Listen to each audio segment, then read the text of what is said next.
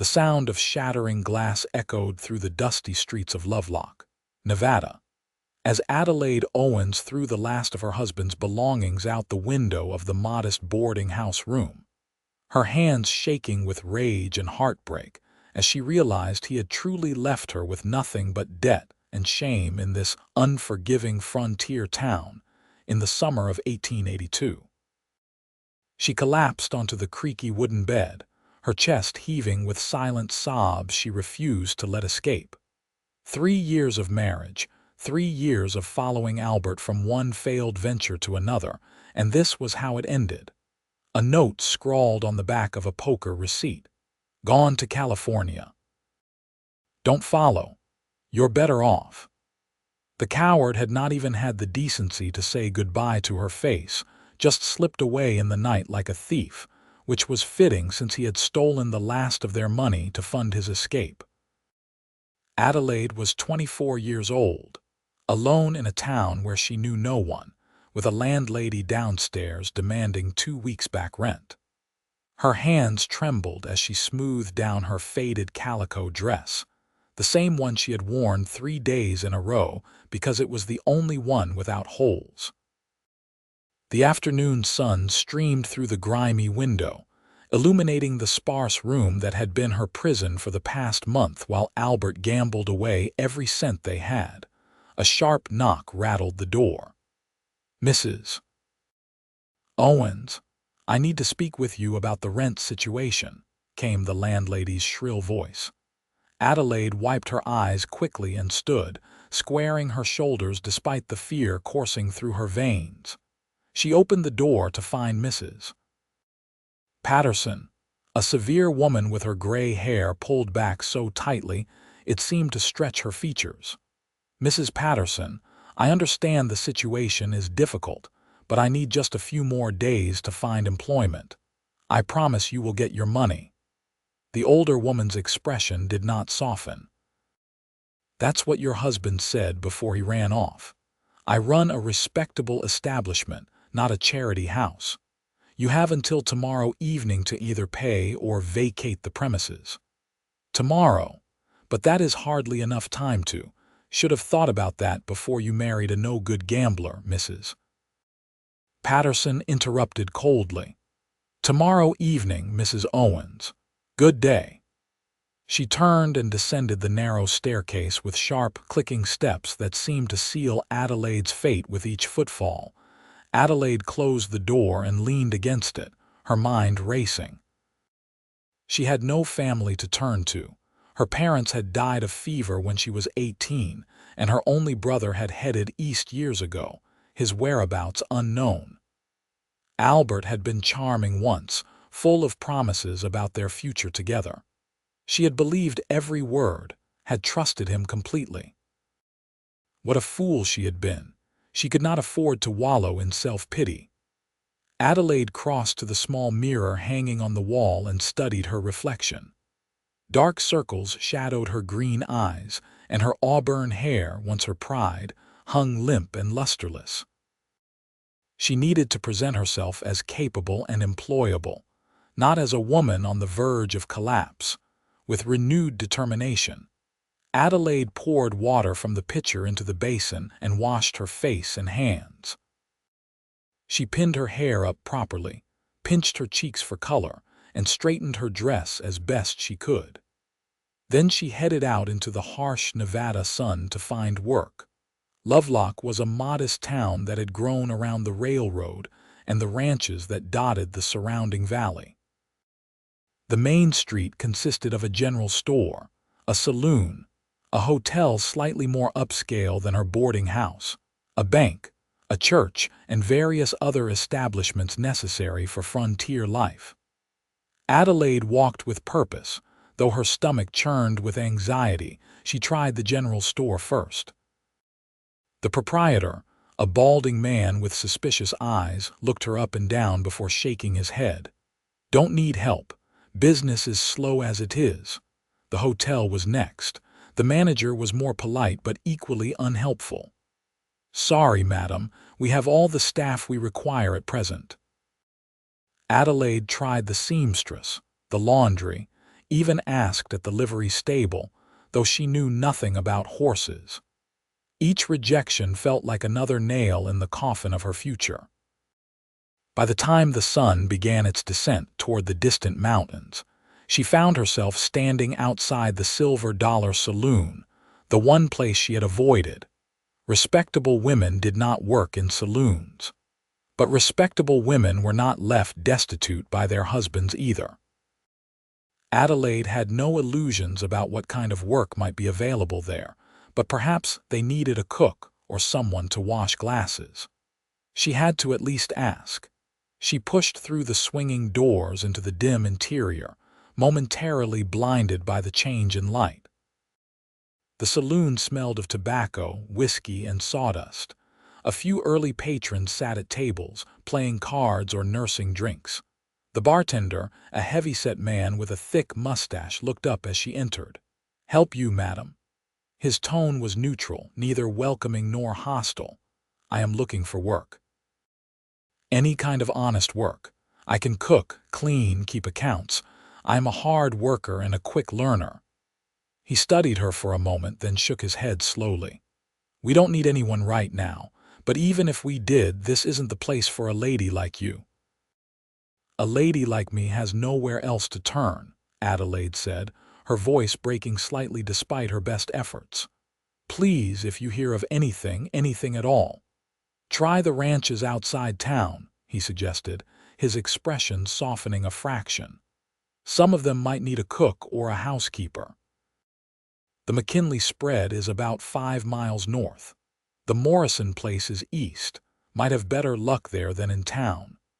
Adelaide thanked him and left, her spirits sinking further. 5 miles on foot in this heat, with no guarantee of employment at the end. But what choice did she have? She made her way back to the boarding house as the sky turned orange and purple, her feet aching and her heart heavy. That night she barely slept, her mind running through possibilities and plans, each seeming more hopeless than the last. By dawn, she had made her decision. She would walk to the ranches and ask for work. It was her only option. Adelaide packed her few belongings into a small carpetbag, put on her sturdiest shoes, and crept down the stairs before Mrs. Patterson could corner her. The morning air was cool, a brief respite before the day's heat began. She filled her water canteen at the public pump and set off northward on the dusty road leading out of town. The Nevada landscape stretched endlessly before her, sagebrush and scrub dotting the sandy soil, mountains rising in the hazy distance. Adelaide had walked perhaps 2 miles when she heard the sound of hoofbeats approaching from behind. She moved to the side of the road, keeping her eyes down as a rider passed.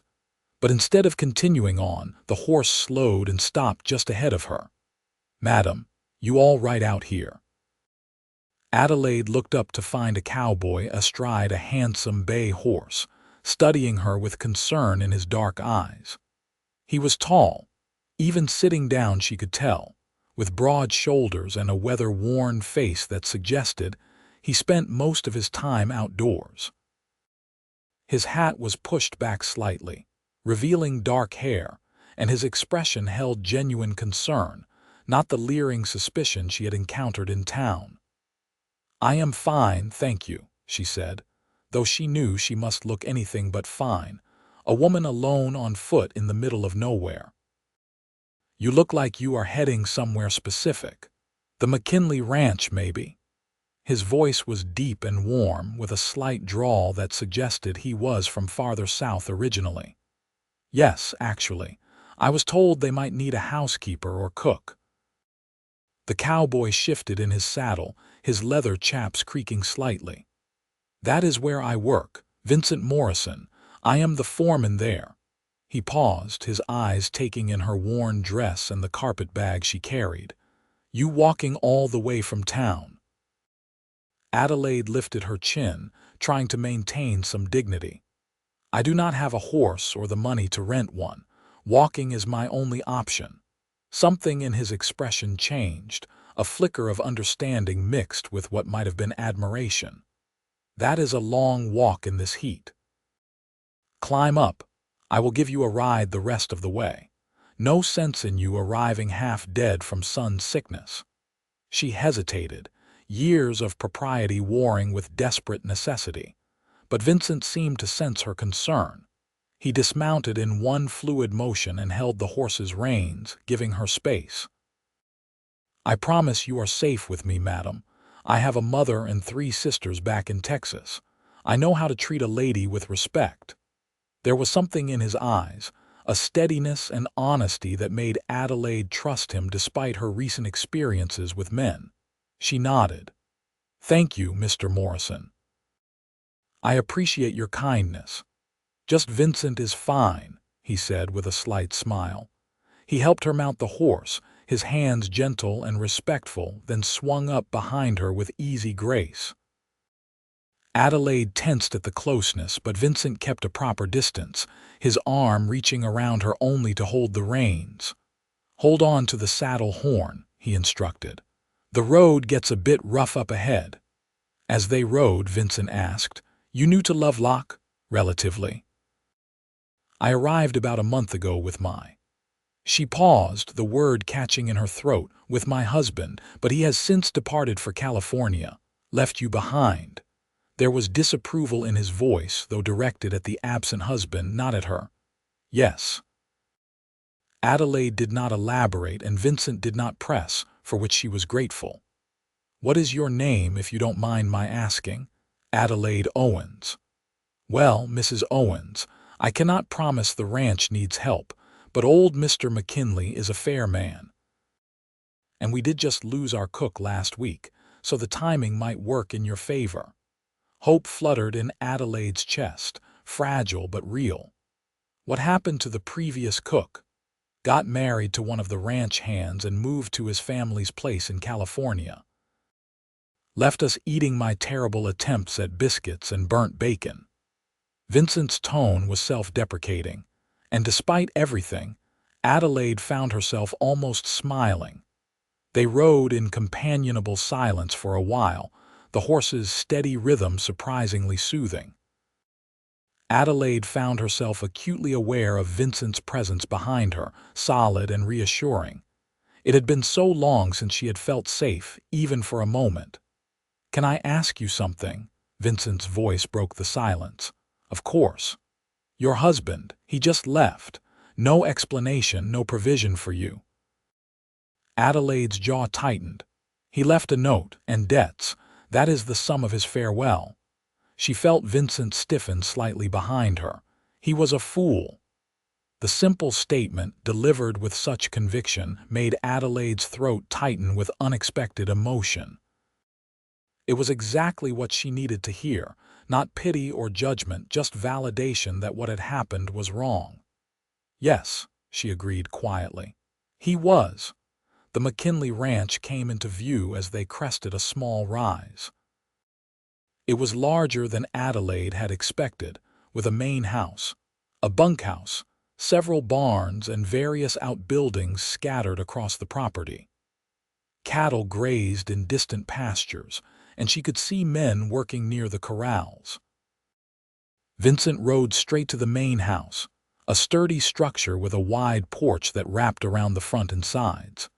An older man with silver hair and a weathered face sat in a rocking chair, smoking a pipe. He looked up as they approached, his eyes sharp and assessing beneath bushy eyebrows. "Vincent, who have you brought us?" Vincent dismounted and helped Adelaide down, his hands steady and sure. "Mr. McKinley, this is Mrs. Adelaide Owens. She is looking for work, and I recall mentioning just yesterday how we desperately need a decent cook around here." Mr. McKinley stood, setting his pipe aside, and descended the porch steps with surprising agility for a man who must have been in his 70s. He studied Adelaide with the same thorough assessment he probably gave his cattle. "Can you cook, Mrs. Owens?" "Yes, sir. I can cook, clean, keep a household running efficiently. I am organized and hardworking." "You married?" The question was direct, and Adelaide met his gaze steadily. "My husband abandoned me, sir. He left for California and made it clear he has no intention of returning.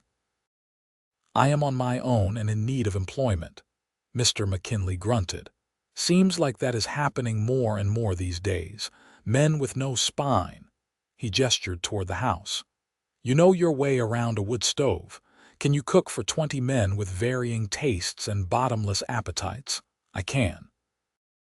Room and board included, plus $15 a month. You would have your own small cabin out back.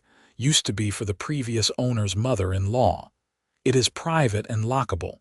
I run a decent outfit here, Mrs. Owens. No drinking in the bunkhouse, no fighting, and any man who disrespects you would answer to me and Vincent here. But I expect honest work in return. Up before dawn, 3 meals a day and keeping the kitchen clean. Interested? $15 a month, room and board and safety. It was more than Adelaide had dared hope for. Yes, sir. Very interested. When would you like me to start? How about now? The men will be in for supper in about 4 hours, and I guarantee whatever you make will be better than what Vincent was planning to attempt. Vincent laughed good-naturedly. I was going to try my hand at stew again. God help us all, Mr. McKinley said dryly. Mrs. Owens, welcome to the McKinley Ranch. Vincent, show her to the cabin and then help her get acquainted with the kitchen. And for heaven's sake, warn the men to be on their best behavior. As Vincent led Adelaide around the main house to a small but tidy cabin set slightly apart from the other buildings, she felt as though she could breathe properly for the first time in weeks. The cabin had a real bed, a small table with 2 chairs, a washstand, and even a few cheerful curtains on the window. It is not much, but it is yours, Vincent said, setting her carpetbag on the table. The privy is behind that stand of trees shared with the main house. Water pump is right outside the kitchen door. If you need anything at all, you come find me. My room is in the bunkhouse, 3rd door on the left. Thank you, Vincent, for everything. You did not have to help me, but you did. He met her eyes, and she saw something in his gaze that made her heart skip, a warmth and interest that was both flattering and terrifying. Told you, your husband was a fool to leave you. Any man with sense could see that. Heat rose in Adelaide's cheeks, and she looked away, flustered. I should probably see the kitchen and figure out what supplies are available. Vincent showed her to the main house's large kitchen, a well-equipped space that clearly had seen better organization. Together they took inventory of the pantry and root cellar, which were adequately stocked but disorganized. The ranch has an account at the general store in town, Vincent explained. Once a week, someone goes in for supplies. You just make a list of what you need and it gets charged to the ranch. Mr. McKinley is generous that way, wants his men well fed. Adelaide rolled up her sleeves, her mind already planning the evening meal. She found flour, lard, potatoes, onions, carrots, salt pork, beans, and various other staples. Not fancy, but she could make it work. I should let you get to it, Vincent said, though he seemed reluctant to leave. But if you need help with anything heavy or reaching high shelves or whatever, just holler. After he left, Adelaide tied on an apron she found hanging on a hook and got to work. Her hands moved with practiced efficiency, kneading dough for biscuits, peeling and chopping vegetables, seasoning a huge pot of beans that she set to simmer on the stove. The familiar rhythms of cooking soothed her frayed nerves, gave her something to focus on besides her upended life. As she worked, various ranch hands poked their heads into the kitchen, curious about the new cook. Adelaide greeted each politely but firmly, establishing from the start that she was there to work, not to be gawked at. Most seemed decent enough, rough around the edges but respectful. When the dinner bell rang at 6 o'clock, the men filed into the large dining room adjacent to the kitchen, taking seats at the long wooden tables. Adelaide had prepared a mountain of biscuits, a massive pot of beans with salt pork, fried potatoes with onions, and a dried apple cobbler she had thrown together with what she could find. It was simple fare, but it was hot, plentiful, and well-seasoned. The first bite brought absolute silence, then an eruption of approval. "Madam, this is the best food I have eaten since I left my mamma's house," one young cowhand declared, his mouth still half full. "Where did you find her, boss?" another asked Mr. McKinley. "Vincent found her on the road to town," the old man replied, working through his second biscuit with evident satisfaction. "And I hired her on the spot because I was tired of choking down Vincent's cooking." Laughter rippled through the room, and Vincent took the ribbing good-naturedly, though Adelaide noticed he kept glancing her way, a small smile playing at his lips. After the meal, several of the men offered to help clean up, which Adelaide appreciated. She established a system, organizing the kitchen the way she wanted it, making notes about supplies she would need. By the time she finished and returned to her cabin, exhaustion hit her like a physical blow. She collapsed onto the bed, still fully dressed, and for the first time since Albert had left, she felt something other than despair. She felt useful. She felt safe. And when she finally drifted off to sleep, her last thought was of dark eyes and a warm voice saying, "He was a fool." The next weeks fell into a rhythm. Adelaide rose before dawn to start breakfast, feeding the men hearty portions of eggs, bacon, biscuits, gravy, and coffee strong enough to wake the dead.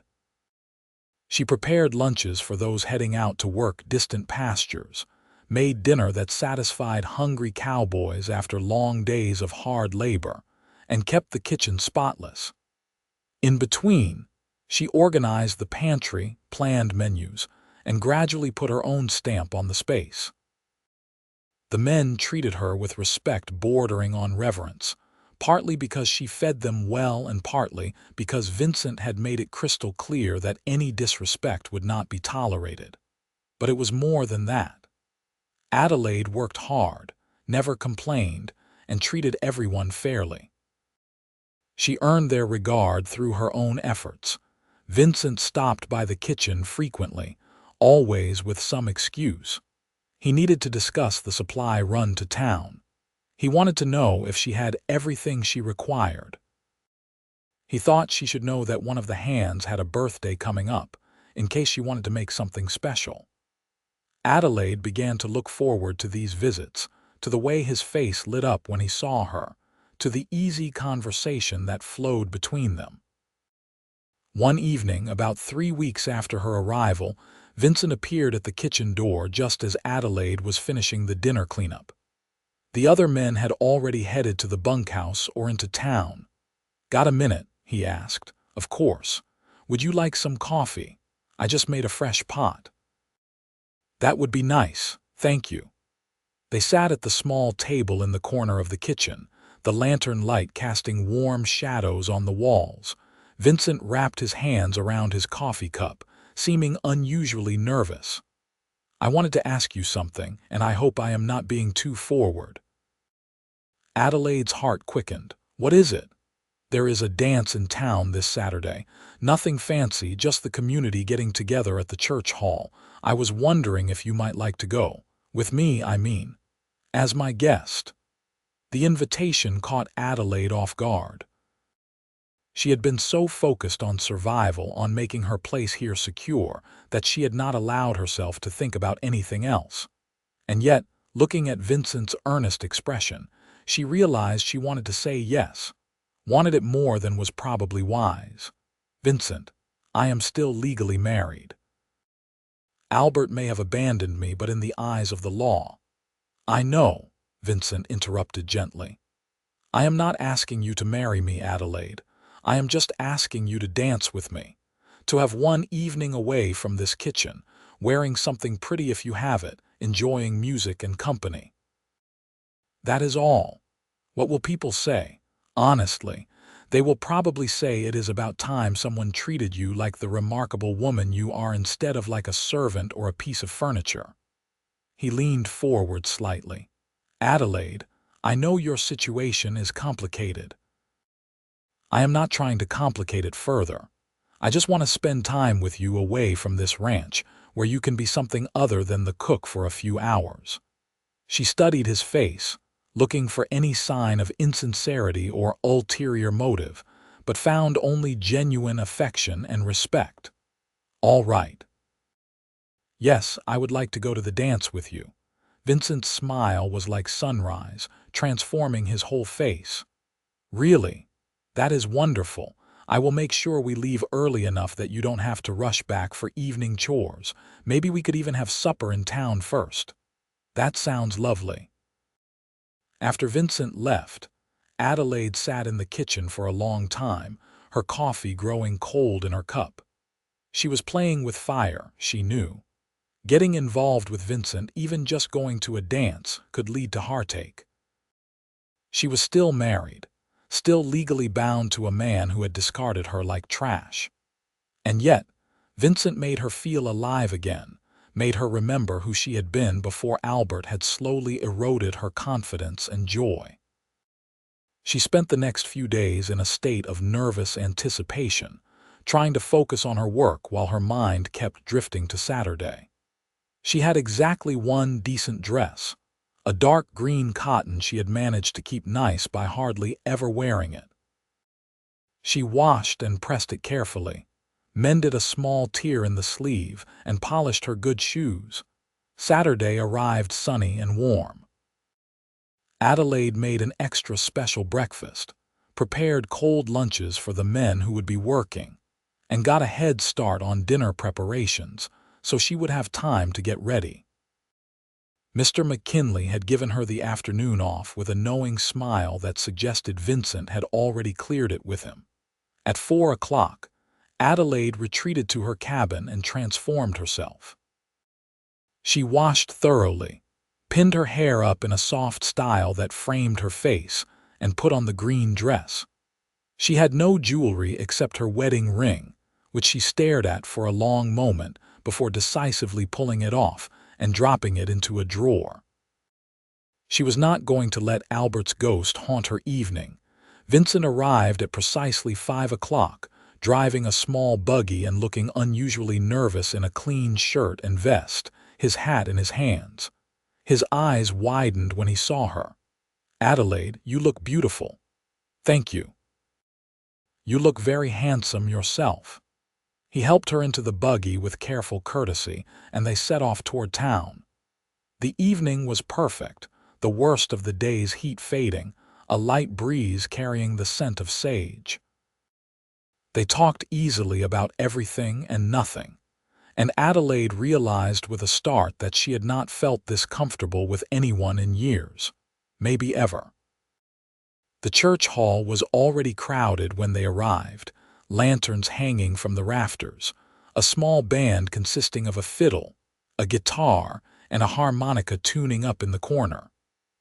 Tables laden with food lined one wall, and people milled about in their Sunday best, greeting friends and neighbors. Adelaide felt suddenly self-conscious as they entered, aware of heads turning, whispers starting. She was the abandoned wife, the woman working as a ranch cook, appearing in public with the foreman. She could imagine the gossip spreading like wildfire. Vincent must have sensed her discomfort because he leaned close and whispered, "Hold your head high. You have nothing to be ashamed of." She straightened her spine and walked into the hall at his side, refusing to show fear or embarrassment. Several people greeted Vincent, and he introduced Adelaide to each, his manner making it clear she was under his protection. They had supper first, sitting with some of the other ranch hands and their companions. The food was good, the conversation lively, and gradually Adelaide relaxed. When the music started, Vincent led her onto the dance floor. "I should warn you, I am not the most graceful dancer," he said as he took her hand and placed his other hand at her waist. "I am not either, so we will stumble through together. But Vincent was being modest. He was a perfectly adequate dancer, leading her through a lively reel with confidence. Adelaide laughed as they spun and stepped, the music washing over her, the simple joy of movement and company filling her with lightness she had forgotten was possible. They danced several more dances, then took a break to get punch and cool down. As they stood near the open door enjoying the night air, a woman approached, well-dressed and middle-aged, with sharp eyes that took in every detail of Adelaide's appearance.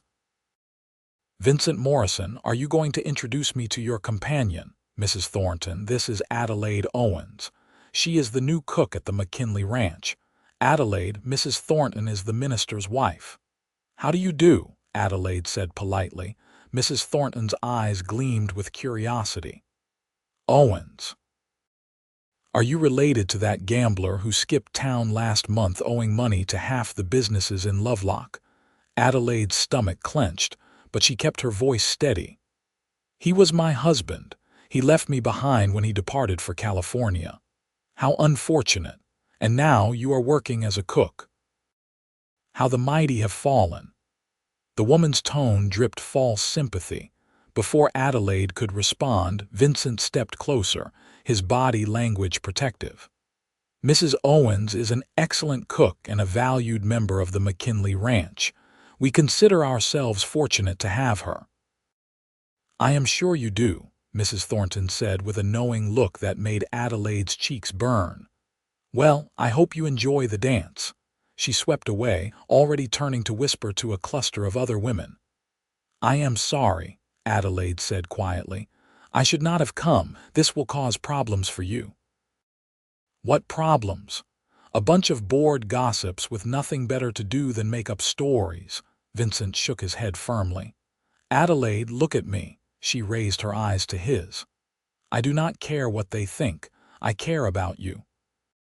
I care that you are here with me, that you are smiling and dancing and having a good time. The rest is just noise." The sincerity in his voice made Adelaide's throat tight with emotion. "Why are you so kind to me?" "Because you deserve kindness. Because you are brave and strong and you work harder than anyone I know. Because when I look at you, I see someone extraordinary, and I cannot understand how your husband did not see that too." He paused, his expression earnest. "Because I am falling in love with you, Adelaide, and I have been since the moment I found you walking down that dusty road with your head held high despite everything." The confession hung in the air between them, momentous and terrifying. Adelaide's heart hammered in her chest. She should pull away, should remind him of all the reasons this was impossible. But standing there in the doorway with music playing behind them and stars emerging overhead, she could not make herself say any of that. "Vincent, I am not free. I am still married in the eyes of the law. I cannot offer you anything." "Then let me offer you something instead. Let me offer you friendship and respect and whatever time you are willing to give me. I know the situation is complicated. I am not asking you to resolve it tonight. I am just telling you how I feel so you know. So you understand why I want to spend time with you, why I would defend you against every gossip in this town, why I think about you constantly when I should be thinking about cattle and fence lines and hay yields." Adelaide felt tears prick her eyes. "I do not deserve you. You deserve so much more than you have gotten from life. And if you will let me, I would like to try to give you some of what you deserve. No pressure, no expectations, just honesty between us." She reached out and took his hand, lacing her fingers through his. "I care about you too, Vincent. More than I should, probably. You have shown me more kindness in 3 weeks than I experienced in 3 years of marriage, but I am frightened. Frightened of making another mistake, of trusting someone and being hurt again. I understand that. And I will earn your trust one day at a time, for as long as it takes." He squeezed her hand gently. "For now, will you dance with me again? Because I think the fiddler just started playing my favorite waltz." Adelaide nodded, unable to speak past the lump in her throat, and let him lead her back onto the dance floor. This dance was slower, more intimate, and Vincent held her a bit closer than was strictly proper.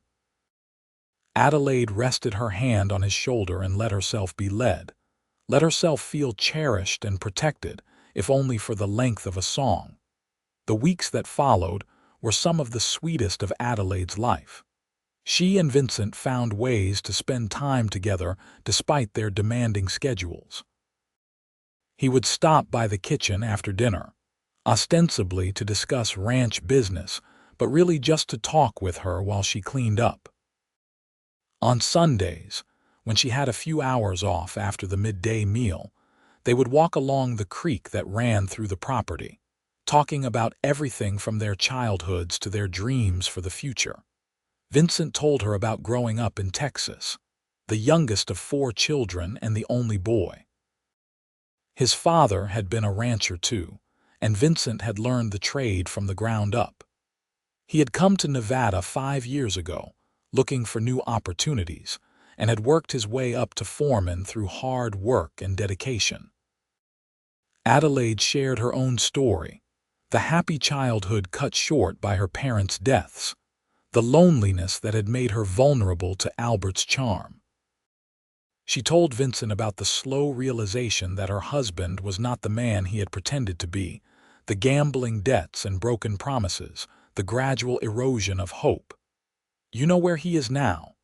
Vincent asked one Sunday as they sat by the creek, watching the water flow past. "No. I have not heard from him since he left. I do not expect to." Adelaide picked up a smooth stone and turned it over in her fingers. "Sometimes I wonder if I should try to get a divorce, but it would require finding him, proving abandonment, hiring a lawyer I cannot afford.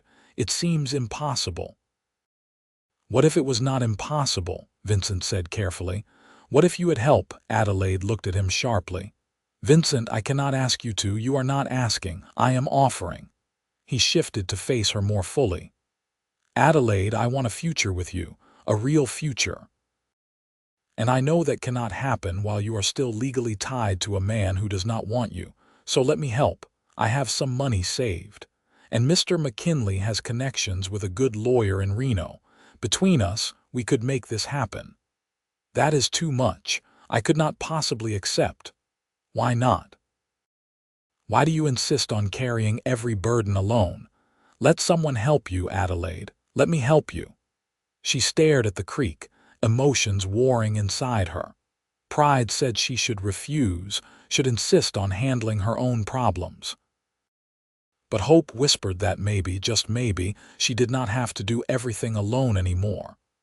"I would pay you back. Every cent. It might take years, but I would pay you back." Vincent smiled. "If that is what you need to agree, then fine, but I am not worried about the money, Adelaide. I am worried about you being free to make your own choices about your future." The following week, Mr. McKinley called Adelaide into his office, a small room off the main house parlor that she rarely entered. He gestured for her to sit, his weathered face kind but serious. "Vincent told me about your situation with your husband. I want you to know that I support what he is trying to do to help you. This is a good ranch, Mrs. Owens, but it is better with good people working it. You are good people, and Vincent is the finest foreman I have ever had. If you two can find happiness together, I am all for it." "Thank you, sir. That means a great deal. Now, I have spoken with my lawyer, Marcus Hendricks, in Reno. He says that Nevada law allows for divorce on grounds of abandonment after 1 year of separation. It has been about 2 months since your husband left, correct?" "Yes, sir." "So you would need to wait another 10 months, but in the meantime we can start building the case. Hendricks will need affidavits from people who witnessed the abandonment, documentation of debts your husband left behind, that sort of thing. He said he would handle the case for a reasonable fee, payable in installments if necessary." Hope bloomed in Adelaide's chest, fragile but real. "Do you really think it is possible?" "I do.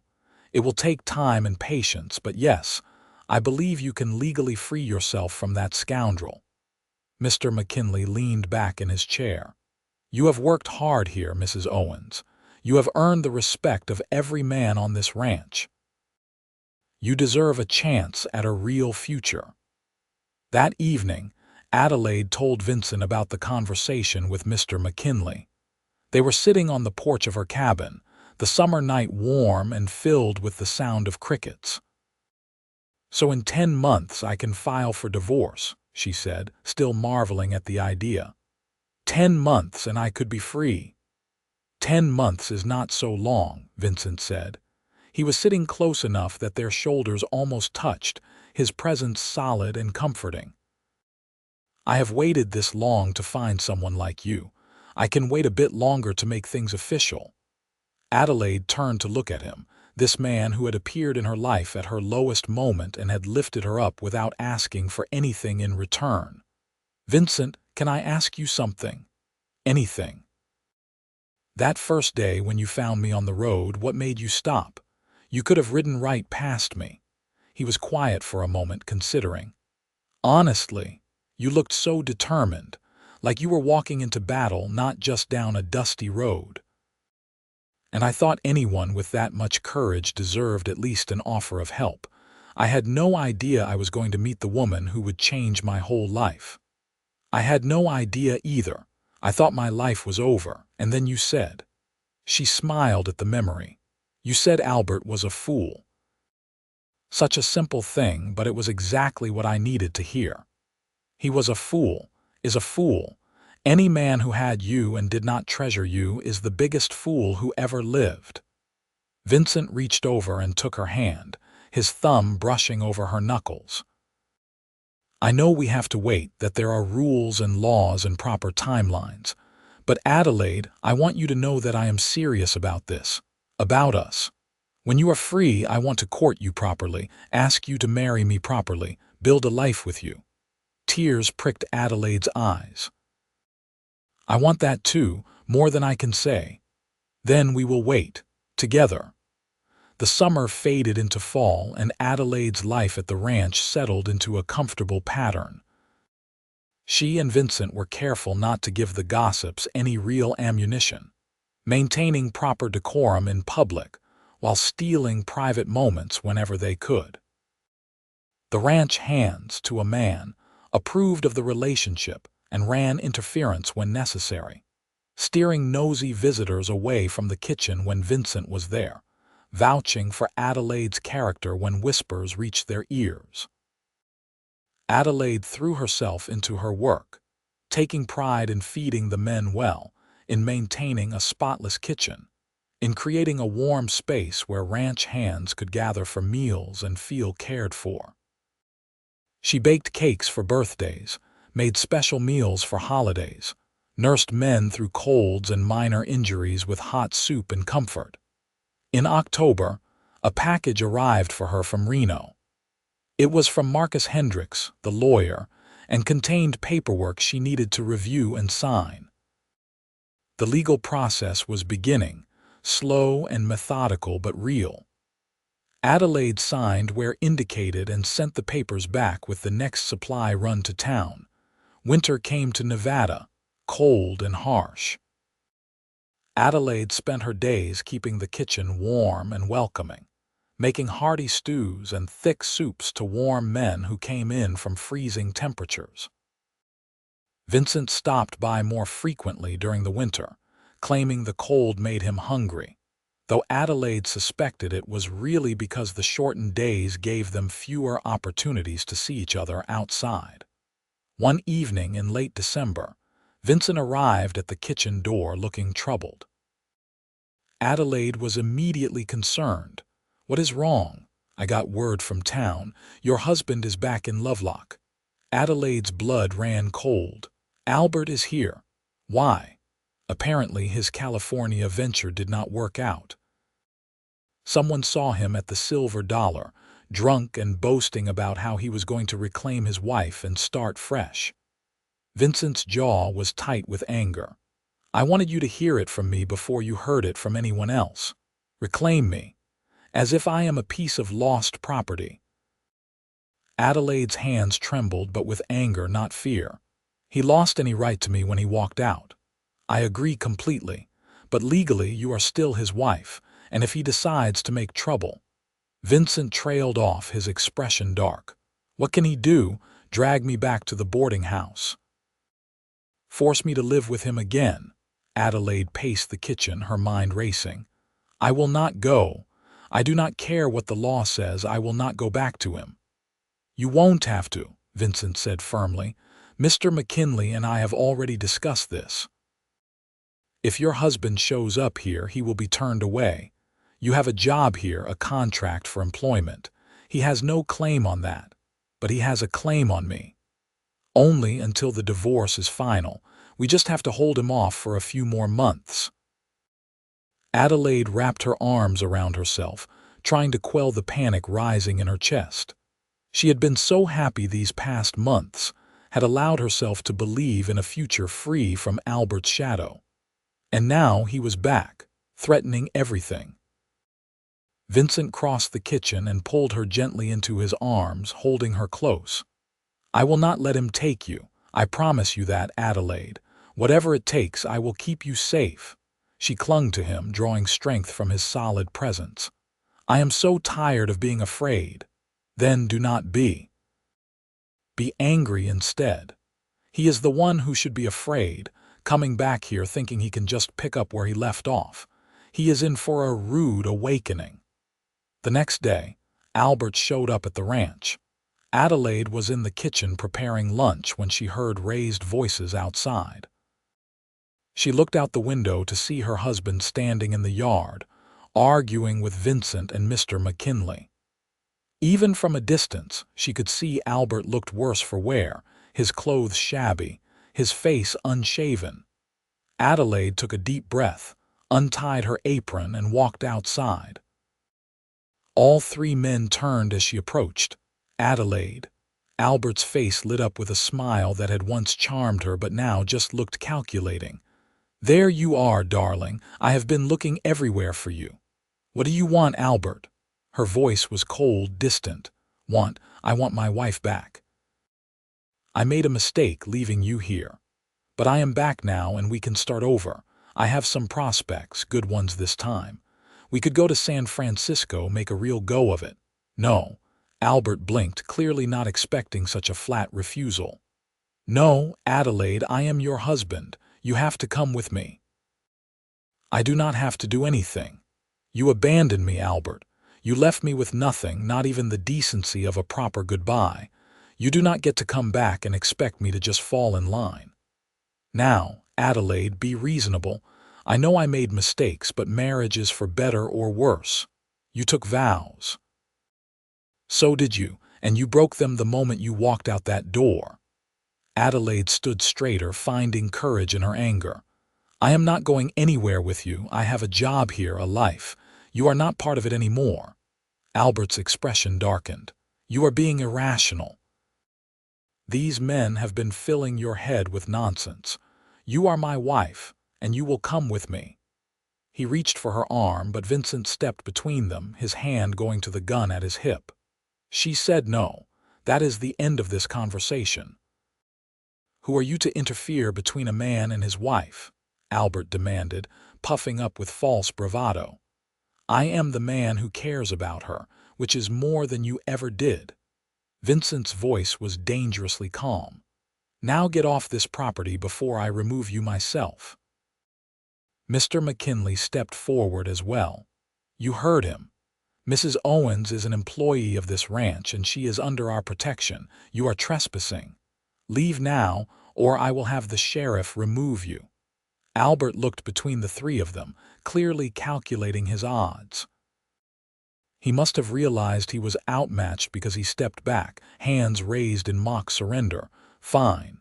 Keep her for now, but you have not heard the last of this. She is still my wife and I have legal rights." He turned to Adelaide, his expression ugly. "You are making a mistake, Adelaide. Without me, you are nothing. You will come crawling back eventually." "Get out," Adelaide said, her voice shaking but firm. Albert spat in the dust and stalked back to a tired-looking horse tied at the gate. He mounted and rode off without looking back. Adelaide waited until he was out of sight before her knees buckled. Vincent caught her, holding her up as reaction set in. "You did wonderfully," he murmured. "You stood up to him. You were so brave."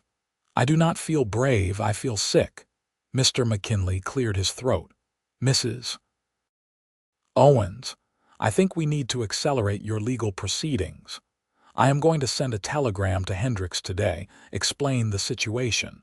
See if there is any way to speed things along or get some kind of legal protection in the meantime." "Thank you, sir." Vincent helped Adelaide back to the kitchen, then stayed with her while she tried to calm down enough to finish preparing lunch. Her hands shook as she worked, the encounter with Albert having rattled her more than she wanted to admit. "What if he comes back?" she asked quietly. "Then we will deal with it. But Adelaide, you need to understand something. That man out there, he is a coward and a bully. He only came here because he thought you would be an easy target, alone and vulnerable. But you are not alone anymore. You have me, you have Mr. McKinley, you have every man on this ranch.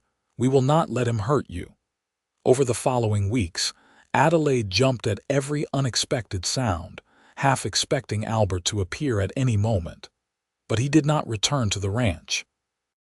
According to reports from town, he was staying at the boarding house, spending his days gambling and drinking, telling anyone who would listen about his shrewish wife who had turned against him.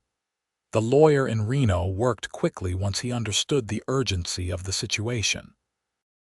He filed a motion for legal separation, arguing that Adelaide was in danger and needed protection from her estranged husband. In January, a judge granted a temporary order prohibiting Albert from coming within 100 yards of Adelaide or the McKinley Ranch. When the sheriff delivered the order to Albert, he left town 3 days later, headed back to California according to the bartender at the Silver Dollar. Adelaide allowed herself to breathe again, though she knew the divorce was not yet final. Winter deepened, and Adelaide and Vincent grew closer despite the restrictions of propriety. They talked for hours, learning each other's thoughts and dreams. Vincent told her about his desire to eventually own his own ranch, a modest spread where he could raise cattle and horses and build something lasting. Adelaide shared her dream of having a real home, a place that was truly hers, filled with warmth and love and laughter. "When this is all over," Vincent said one cold February evening as they sat in the kitchen after dinner, "when you are free and we can make our own choices, will you marry me, Adelaide?"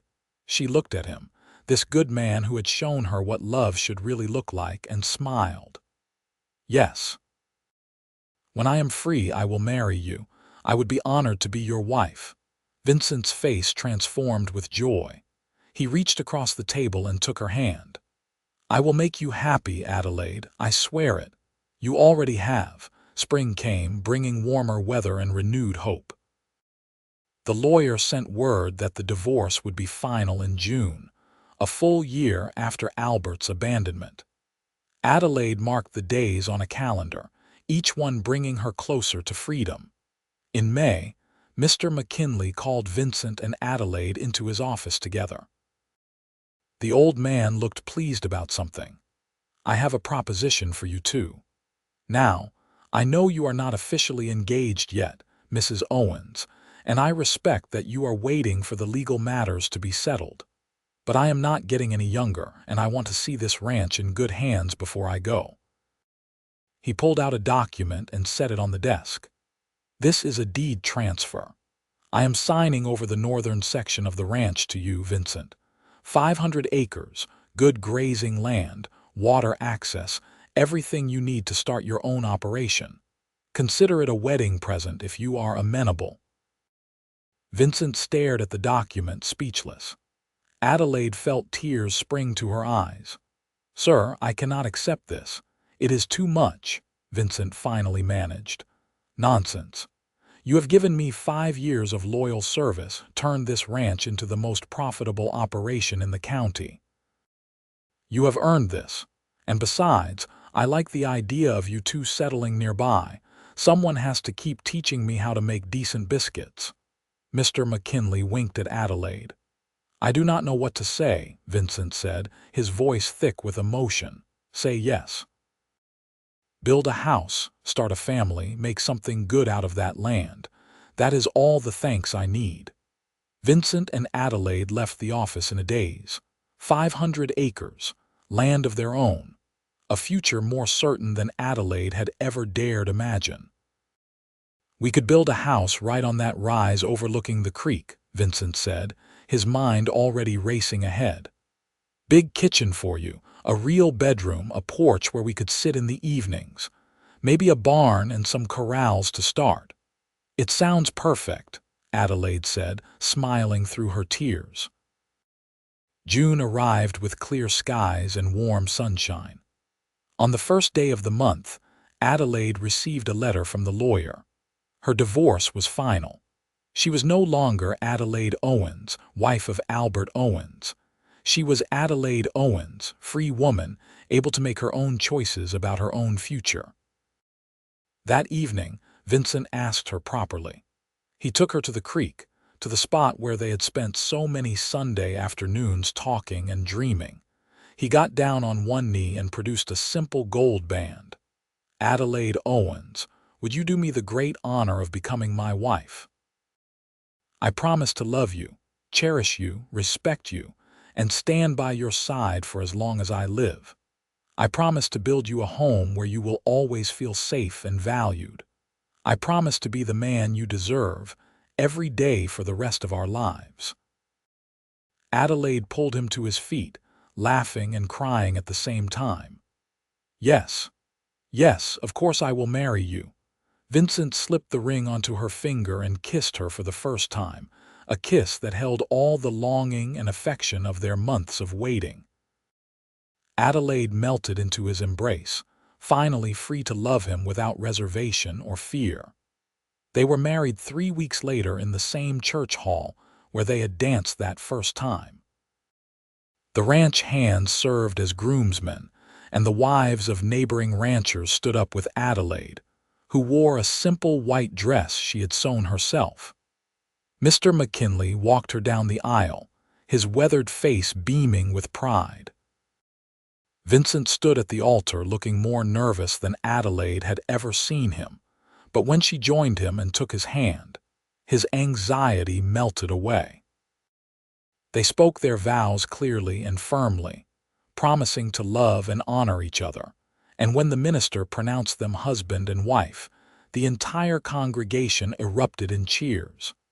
The reception was joyous, with food and music and dancing that lasted well into the night. But eventually, Vincent and Adelaide slipped away to the small house they had been building on their new land. It was not finished yet, just a few rooms with basic furnishings, but it was theirs. "Welcome home, Mrs. Morrison," Vincent said, carrying her over the threshold. Adelaide laughed, wrapping her arms around his neck. "It is perfect. You are perfect. I am far from perfect, but I will spend every day trying to be worthy of you." They made love that night with tenderness and passion, the culmination of months of waiting and wanting. Afterwards, lying in Vincent's arms in their own bed in their own house, Adelaide felt a peace she had never known. "Are you happy?" Vincent asked, stroking her hair. "Happier than I ever thought possible. When I was walking down that road a year ago, alone and frightened, I could not have imagined this, could not have imagined you. I am glad I found you, glad you trusted me enough to give me a chance." He kissed her forehead gently. "We are going to have a good life, Adelaide, I promise you that." "We already do." The following year was one of hard work and deep satisfaction. Vincent and Adelaide finished building their house, adding a large kitchen with windows facing east to catch the morning light, a parlor with a stone fireplace, and 2 bedrooms upstairs for the children they hoped to have. They built corrals and a barn, bought their first cattle, and started establishing their ranch. Adelaide continued to cook, but now for her own household, and for the ranch hands they hired as their operation grew. She kept a vegetable garden, learned to preserve food for the winter, and made their house into a true home, warm and welcoming. In the spring of 1884, Adelaide discovered she was pregnant. Vincent was overjoyed, immediately becoming protective and attentive to the point where Adelaide had to remind him she was having a baby, not dying of some mysterious illness. "I just want to make sure you are taken care of," he insisted. "I am very well taken care of. Now please let me finish making dinner before you drive me mad with your hovering." Their son was born in December, a healthy baby with dark hair and a set of lungs that kept them awake many nights. They named him James, after Vincent's father, and watching Vincent hold his son for the first time, Adelaide felt her heart might burst with love. Mr. McKinley was a frequent visitor, doting on the baby and offering unsolicited advice that Vincent and Adelaide accepted with good humor. The old man's health was failing, but he seemed determined to stick around long enough to see James grow into a proper little boy. "You two did good," he told them one Sunday afternoon as they sat on the porch watching James toddle around the yard. "Made something real out of that land. Made a family, makes me happy to see it. We could not have done it without you, sir," Vincent said sincerely. "You gave us a chance when we needed it most." "Nonsense.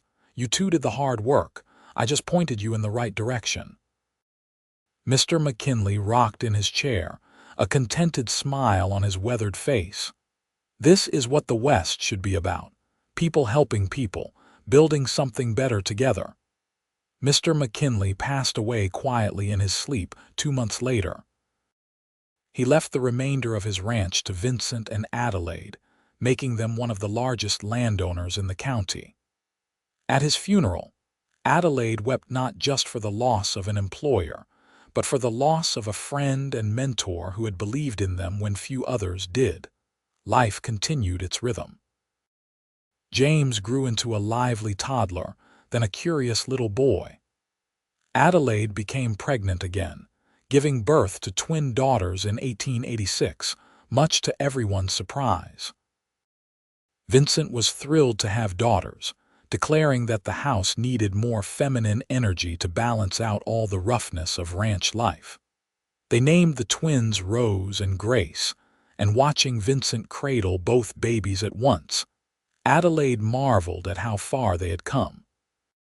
She thought sometimes of that desperate woman walking down a dusty road, her life in ruins, her future uncertain. That woman could never have imagined this: a loving husband, beautiful children, a prosperous ranch, respect in the community. One evening when James was 6 and the twins were 3, Vincent found Adelaide standing on the porch at sunset, watching the children play in the yard. "What are you thinking about?" he asked, slipping an arm around her waist. "About how lucky I am, how blessed we are." She leaned into his embrace. "Do you ever think about how different things could have been if you had ridden past me that day instead of stopping?" "I think about it sometimes, but I also think everything happened exactly as it was meant to. You needed someone to believe in you, and I needed someone to believe in. We found each other at exactly the right moment. He really was a fool, you know, Albert, to leave me to miss out on all of this." Vincent turned her to face him, his expression tender. "His loss was my gain. I got the remarkable woman, the beautiful family, the life I had always dreamed of. So yes, he was absolutely a fool, but I am grateful for his foolishness every single day." Adelaide kissed him, a kiss that still held all the passion and promise of their wedding day. "I love you, Vincent Morrison." "I love you too, Adelaide Morrison. Today, tomorrow, and always." As the sun set over their land, painting the sky in shades of orange and pink, Adelaide watched her children play and felt her husband's arms around her, and knew that she had found something precious and rare. She had found home, not just a place but a person, a partnership built on respect and trust and genuine love. The years continued to pass with the gentle rhythm of ranch life. By 1890, James was 10 years old and already showing signs of becoming a skilled horseman like his father. The twins, Rose and Grace, were 7 and inseparable, spending their days exploring every corner of the ranch despite Adelaide's warnings to stay close to the house. Adelaide had become known throughout the county for her cooking and her kindness. She regularly hosted gatherings for neighboring ranchers and their families, and during hard times, she was the first to organize relief efforts, remembering all too well what it felt like to be desperate and alone. Vincent had grown the ranch into one of the most successful operations in Nevada. He employed 15 men full-time and was known as a fair boss who paid well and treated his workers with respect. He credited his success to Adelaide, saying that a happy home made for a happy man, and a happy man worked harder and smarter.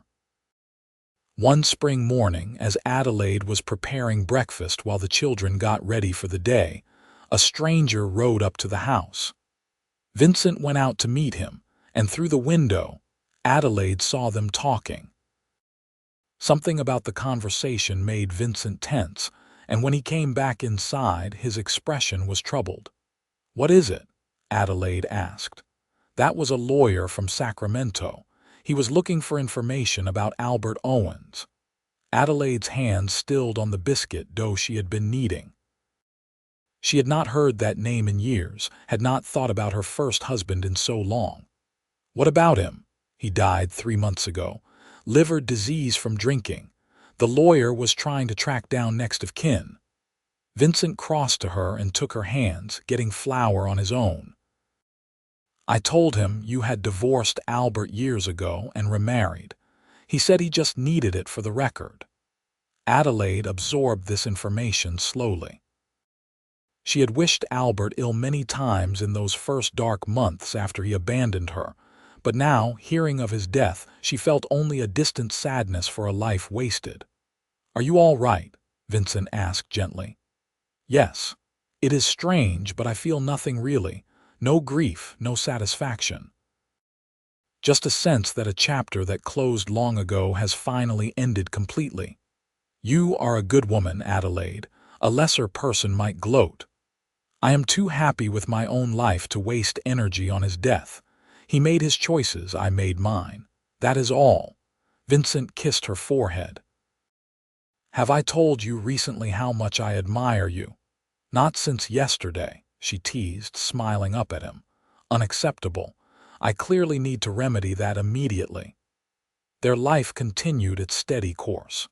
In 1892, Adelaide surprised Vincent with the news that she was pregnant again.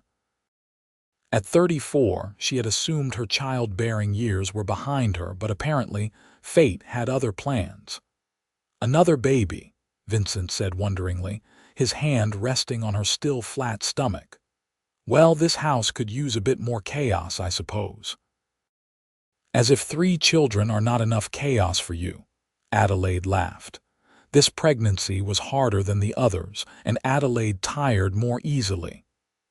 Vincent hired additional help for the house, insisting she rest more, though Adelaide was not very good at sitting still. In November, she gave birth to another son, whom they named Michael. James was thrilled to have a little brother, declaring he would teach him everything about ranching. The twins were less impressed with the squalling infant, but they warmed to him eventually. Watching Vincent with Michael, Adelaide was struck anew by what a wonderful father he was. He was patient and loving, stern when necessary but always fair. He taught by example, showing the children how to work hard, treat people with respect, and take responsibility for their actions. "You have given me everything I ever wanted," Adelaide told him one night as they sat together in their bedroom, Michael asleep in a cradle nearby. "I could say the same. 4 healthy children, a thriving ranch, and you beside me every day. I am the luckiest man alive. Do you ever regret it? Taking on a woman with so much baggage, so many complications. Vincent set down the ranch accounts he had been reviewing and pulled Adelaide close. Never. Not for a single second. You are the best thing that ever happened to me, Adelaide. You and these children are my whole world. The children grew, and the ranch prospered. By the turn of the century, James was 18 and working the ranch full-time alongside his father. He had grown into a fine young man, tall and strong, with Vincent's steady temperament and Adelaide's kind heart. The twins, at 14, were beautiful girls who kept their parents on their toes with their adventurous spirits. Michael, at 8, was the baby of the family and thoroughly spoiled by his older siblings. Adelaide was 42, her auburn hair now streaked with silver, but Vincent still looked at her with the same warmth and love he had shown that first day on the dusty road to the ranch. They had settled into the comfortable rhythm of a long marriage, able to communicate with looks and small gestures, finishing each other's sentences. One evening, in early spring of 1901, the whole family gathered on the porch after dinner as they often did. James was talking about a new breeding program he wanted to try with the cattle. The twins were arguing good-naturedly about whose turn it was to help with breakfast the next morning. Michael was whittling a piece of wood, his tongue stuck out in concentration. Vincent reached over and took Adelaide's hand, lacing their fingers together. She looked at him and smiled, that private smile that was just for him. "Happy?" he asked, as he had so many times over the years. "Incredibly," she answered, as she always did, and she was. Looking at her family, at the home she and Vincent had built together, at the life they had created from almost nothing, Adelaide felt a profound gratitude. She thought of that terrified young woman who had walked down a dusty road with nothing but a carpetbag and desperation. And she wanted to tell that woman that it would all work out, that heartbreak would give way to happiness, that the right man would come along and prove that love was not a fairy tale but a daily choice to cherish and respect. "What are you thinking about, Mama?" Rose asked, noticing Adelaide's faraway expression. "I was thinking about how I ended up here in this wonderful life with all of you." "Tell us the story," Grace pleaded. The children never tired of hearing how their parents met, though Adelaide suspected they had romanticized it considerably in their retellings. "Your mother was walking down the road like she owned the world, even though she did not have 2 coins to rub together," Vincent began, his voice warm with affection. "And I took one look at her and knew my life was about to change. And Mama's first husband had left her all alone," Rose added dramatically. She was already showing signs of being a storyteller. "He had," Adelaide confirmed. "And I thought my life was over. But then your father stopped and offered me a ride. And then he said something I will never forget." "What did he say?" Michael asked. Even though he had heard the story dozens of times, Vincent and Adelaide exchanged a look, and Adelaide felt the same flutter in her chest that she had felt all those years ago. "He said he was a fool," Adelaide quoted softly. "And he was right. My first husband was a fool to leave me, but his foolishness gave me the chance to find your father, to build this life, to have all of you. So in the end, I am grateful for all of it, even the hard parts, because they led me here." James, who at 18 thought himself too old for sentiment, nonetheless looked touched. "That is a good story, Mama. It is a good story because it is true," Vincent said, "and because it has a happy ending." "The best ending," Adelaide agreed, squeezing his hand. As the stars began to emerge in the darkening sky, the family sat together in comfortable silence, the kind of peace that comes from being exactly where you belong. Adelaide looked at each of her children, at her husband, at the home they had created, and felt complete. The years continued their gentle passage. James married a neighboring rancher's daughter in 1903, a smart, capable young woman named Catherine, who reminded Adelaide of herself at that age. They built a house on the western section of the ranch and started their own family, giving Adelaide and Vincent their first grandchild, a boy, in 1904. The twins married in a double ceremony in 1906, Rose to a schoolteacher from Reno and Grace to a young lawyer. Both couples settled nearby, and family gatherings became loud, joyous affairs with multiple generations present. Michael, ever the baby of the family, took his time growing up. He showed more interest in books than in ranching, which Vincent supported despite the traditional expectation that sons followed in their father's footsteps. In 1910, Michael left for university in California, the first in the family to pursue higher education. Adelaide and Vincent, now in their 50s, found themselves alone in their house for the first time in decades. The quiet took some getting used to, but they settled into this new phase of life with the same partnership that had sustained them through everything else. "Look at us," Adelaide said one evening as they sat on the porch, now weathered and comfortable with age. "Old married folks with grandchildren. Speak for yourself." "I am in my prime," Vincent teased, though his hair was now more gray than dark, and his face bore the lines of decades of hard work and laughter. "Of course you are, dear," Adelaide said indulgently. Vincent pulled her close, and she rested her head on his shoulder, something that still felt as natural and right as it had the first time. "You know what I was thinking about today?" Vincent asked. "What?" "That day I found you on the road. I was actually in a terrible mood that morning. Had been up half the night with a sick horse, was worried about money, was questioning whether I would ever find someone to share my life with. And then there you were, this determined woman walking into the sun like you were daring the world to stop you. I remember being terrified but trying not to show it. You were magnificent, are magnificent. Every single day, Adelaide, I am grateful that I stopped that morning. Grateful that you trusted me enough to accept my help. Grateful for every moment we have had together." Adelaide turned to look at him, this man who had saved her life in more ways than one, who had shown her what true love looked like, who had built a life with her that exceeded her wildest dreams. "I am grateful, too, for all of it. For you, for our children, for this life we have created. You kept your promise, Vincent. You made me happy. Every single day you have made me happy, and I plan to keep making you happy for many more years to come." They sat together as the sun set over their land, over the empire they had built through hard work and dedication, over the family they had raised with love and care. The ranch stretched out before them, prosperous and thriving, a testament to what two people could accomplish when they worked together toward a common goal.